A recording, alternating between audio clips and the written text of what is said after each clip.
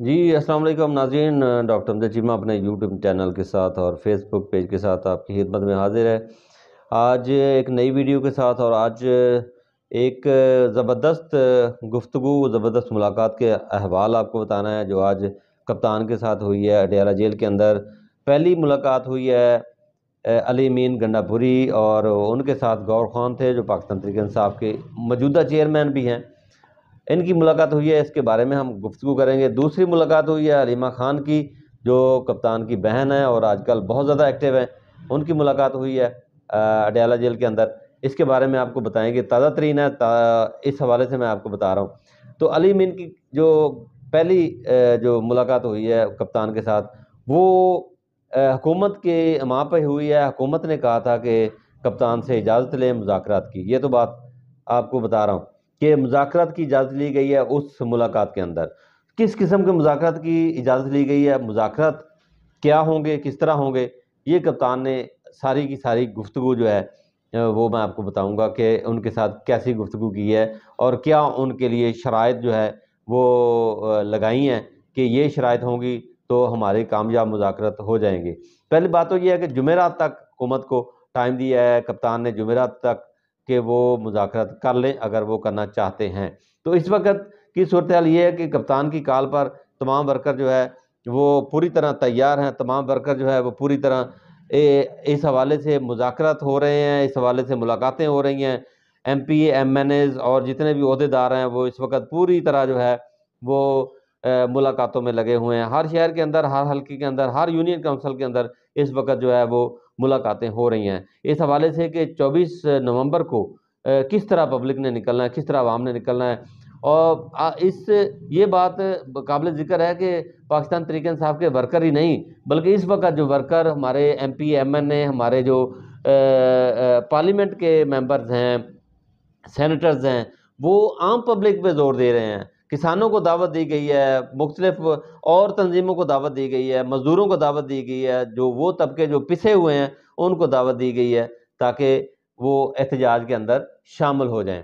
اب میں بتاتا ہوں آج کے احوال جو علی امین گنڈا پور اور گور خان کے ساتھ عمران خان نے ملاقات کے لیے کی ہے۔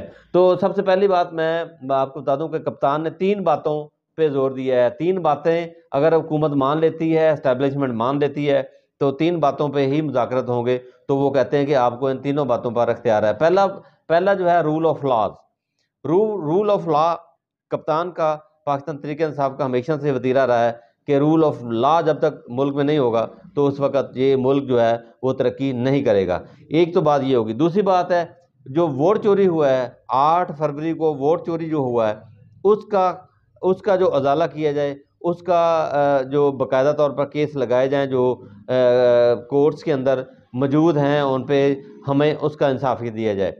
تیسرا جو ہے وہ ورکرز جو گرفتار ہیں، جو عرصہ دراز سے گرفتار ہیں، جو 9 مئی کے اندر ڈالے گئے تھے، بے گناہ لوگ جیلوں کے اندر بھگت رہے ہیں جیلیں، اس میں عمر چیمہ ہے، اعجاز چودھری ہے اور میاں صاحب ہیں ایک، اور دوسرے ہیں یاسمین راشد، ڈاکٹر یاسمین راشد جو ہیں وہ سارے گرفتار ہیں۔ تو انہوں نے اس بات کا ذکر بھی کیا کہ ایک عورت جس کو دلیپ عباس کہتے ہیں، وہ جب اس نے پریس کانفرنس کی پاکستان تحریک انصاف چھوڑ دی تو اس کو فوری طور پر چھوڑ دیا گیا، اور جبکہ وہی خاتون ڈاکٹر یاسمین راشد جو نظریاتی ورکر ہیں وہ ان کو اب تک جیل میں رکھا گیا، حالانکہ وہ ایسی خاتون ہے جو کینسر کی سروائیور بھی ہیں، کینسر کی مریضیں ہیں، وہ ان کو جیل میں رکھا گیا ہے، وہ ڈٹی ہوئی ہیں، وہ کسی طور پر بھی پیچھے ہٹنے کے لیے تیار نہیں ہے۔ یہ 3 جو مین جو ٹاپک ہیں، مین جو عنوان ہیں، یہ دیے ہیں کپتان نے ان